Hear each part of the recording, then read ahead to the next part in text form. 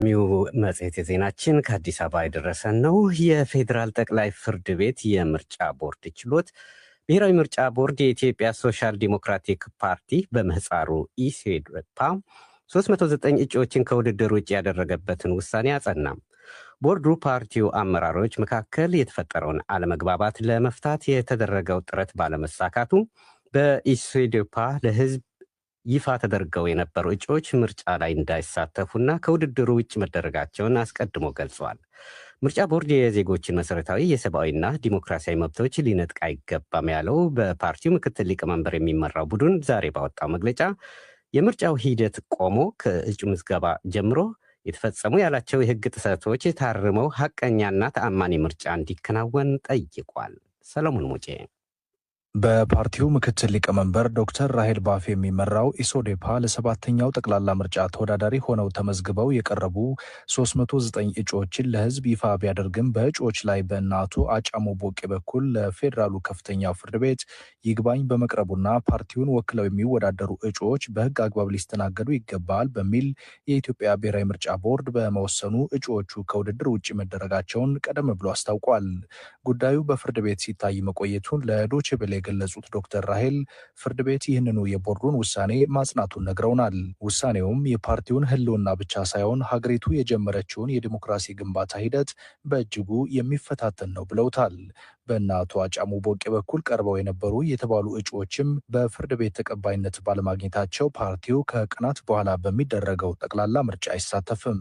የሰበር ፋይናል ይግባኙ ያለ ስልጣኑ ከፍተኛ ፍርድ ቤት የወሰነውን ነው ያጸደቀው። ስልጣን የለውም በቃ ያን የማየትና የመወሰን ከፍተኛ ፍርድ ቤቱ። እኛ ሰበር ላይ የህግ ጥሰት ስለሆነ የሚታየው ስልጣን የሌለው ፍርድ ቤት ያየው ነገር እንዲሻር ነው ያቀረብነው እና አውቶማቲክ ነው ይሄ።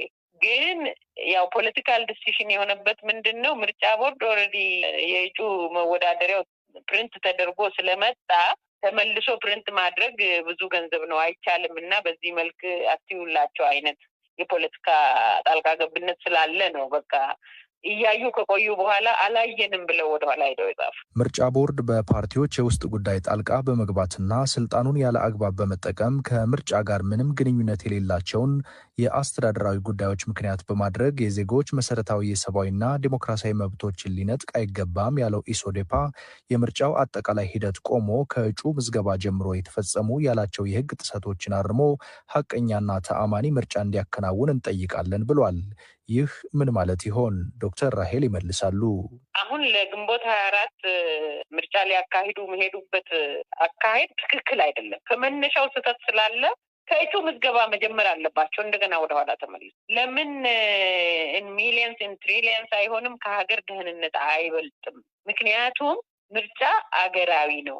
ምርጫ የእያንዳንዱን ቤት ይነካል፣ ቤተሰብ ይነካል፣ ገበታ ይነካል። ምርጫ ትግራይን ከሌላው የኢትዮጵያ ሀገር የሚያቀላቅል አብሮ የሚያካትት መሆን አለበት። ስለ ሮጥን ብቻ ምርጫ ሆኖ ታማኒ መሆን አይችልም። ለግንቦት 24 የሚሮጡት ነገር ቆሞ ሀቀኛና ታማኒ ምርጫ እናድርግ እንደ ሀገር ነው የኛ ጥያቄ።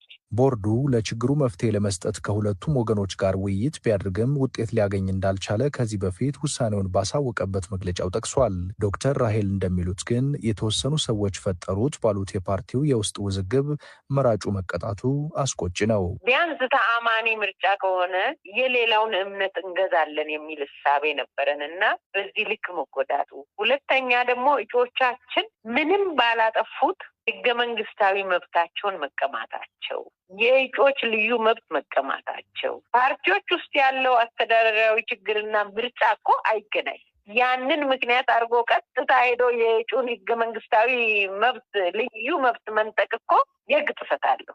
ያንን ችግር በፓርቲው መተዳደሪያ ደንብ ትፈተዋለህ እንጂ የ10 ክልልና የ2 ከተማ አስተዳደር እጩ ተወዳዳሪዎችን በሙሉ መብታቸውን አትነጥቅም። ህዝቡን አማራጭ መብታቸውን አትነጥቅም። ይሄ ትክክል አይደለም። ብሔራዊ ምርጫ ቦርድ ኢሶዴፓ አወዳደርበታለሁ ባለባቸው ምርጫ ክልሎች ሌሎች የፖለቲካ ፓርቲዎች እጩዎቻቸውን ያስመዘገቡ በመሆኑ ቦርዱ ከሀገር ውጭ የሚደረገውን የድምፅ መስጫ ወረቀት ህትመት ከዚህ በላይ ሊያዘገይ የሚችል አለመሆኑን ምክንያት ጠቅሶ ፓርቲው አስቀድሞ ያቀረባቸው እጩዎች ምርጫ ላይ እንዳይሳተፉ ከውድድሩ ውጭ ያደረጋቸው መሆኑን መግለጹ ይታወሳል።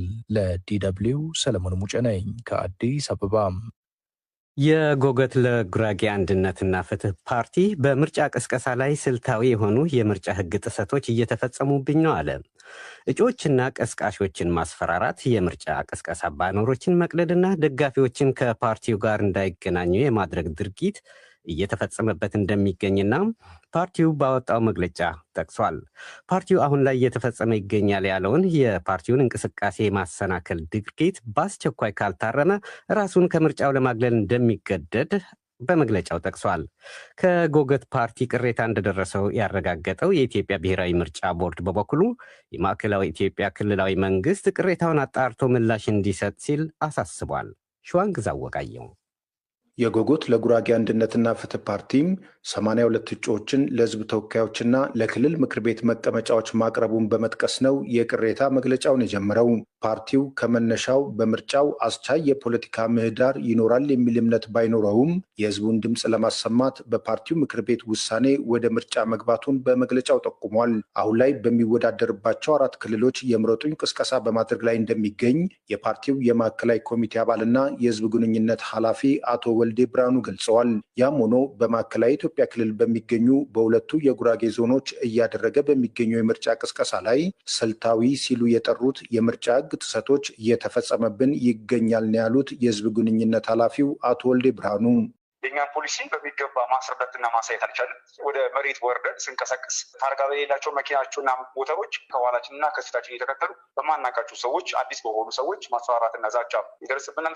የሰቀልናቸው ባነሮች ሄደው እየሰበሰቡ ባነሮችን እያወረዱ የምርጫ ምልክታችን ላይ በለጠፍናቸው ኤሪያዎች ላይ የነሱ ላዩ ላይ ወይ ደግሞ ቀደውት የነሱ ምርጫ ምልክት ይለጥፋሉ። ዛሬ አብዛኛውም ከኛ የምንጠቀምባቸው ቁሳቁሶች ወይ ደግሞ ለምርጫው ያገለግላሉ ያልናቸውን ቁሳቁሶች የማውደምና የመለቃቀም ስራ ነው እየሰሩ ያሉት።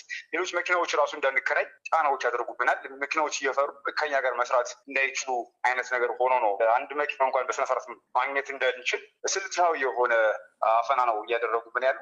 በተለይም ፓርቲው ሰፊ ተከታዮች ባሉት በሁለቱ የጉራጌ ዞኖች ላይ የፓርቲው ደጋፊ ባለሀብቶች ከፓርቲው ጋር እንዳይገናኙ ለማድረግ የማስፈራራት ስራዎች ተከናውነውብኛል ያለው ፓርቲው ቅሬታውንም ለኢትዮጵያ ብሔራዊ ምርጫ ቦርድ ማቅረቡን የህዝብ ግንኙነት ኃላፊው ገልጸዋል። አንዳንድ ባለሀብቶች እኛን ለመርዳት በቅርበት እየሰሩ የነበሩ ባለሀብቶች ነበሩ። እነሱም ንግድ ደረጃቸው ድረስ እየሄዱ ትልልቅ የሆኑ ማስፈራሪያዎችን በማስፈራራታቸው ምክንያት ከኛ ጋር ሊርቁ ቻሉ። እኛ ወደ ሁለቱም የጉራጌ ዞኖች በምንጓዝበት ሰዓት ከኛ ጋር መቆም ሊያሳስር እንደሚችል እዛ አካባቢ ላይ መኖር እንደማይችል አይነት ነገር አድርገው ነው። ከዛ አንጻር ህዝቡ በጣም ፍራቻ ውስጥ ነው ያለው። እስካሁን ድረስ የተከናወኑ ወይ ደግሞ የተፈጸሙ ነገሮችን በማስረጃና በደብዳቤ አድርገን አቅርበንለታል። የምርጫ ቦርድ ሂደት ከዚህም በፊት ያቀረብናቸው ነገሮች ነበሩ። ፈጣን ምላሾችን አታገኝም። አብዛኛው ቢሰጠን ምናለት ምላሽ አርኪና ፈጣን የሆነ ነገር አይደለም። የኛ ግን በዚህ ያክል ጊዜ እንኳን ነገር ናቸው በስትክክል ይህን ማስፈጸም አልቻሉ። ዶቼ ቬሌ በፓርቲው ቅሬታ ዙሪያም የኢትዮጵያ ብሔራዊ ምርጫ ቦርድንም ሆነ የማዕከላዊ ኢትዮጵያ ክልል መንግስት የስራ ኃላፊዎችን አግኝቶ ለማነጋገር ጥረት ቢያደርግም ኃላፊዎቹ የስልክ ጥሪ ባለማንሳታቸውና አጭር የጽሁፍ መልእክቶችን ባለመመለሳቸው ምላሻቸውን ማካተት አልተቻለም። ያም ሆኖ ከጎጎት ፓርቲ ቅሬታዎች እንደደረሱት ያረጋገጠው የኢትዮጵያ ብሔራዊ ምርጫ ቦርድ የማዕከላዊ ኢትዮጵያ ክልል መንግስት በፓርቲው የቀረበውን ቅሬታ አጣርቶ ምላሽ እንዲሰጥ ሲል ለፓርቲው በግልባጭ በላከው ደብዳቤ አሳስቧል። ጎጎት ፓርቲ በበኩሉ አሁን ላይ የተፈጸመ ይገኛል ያለው የፓርቲውን እንቅስቃሴ የማሰናከል ድርጊት በአስቸኳይ ካልታረመ ራሱን ከምርጫው ለማግለል የሚገደድ መሆኑን ነው በመግለጫው ያሳሰበው።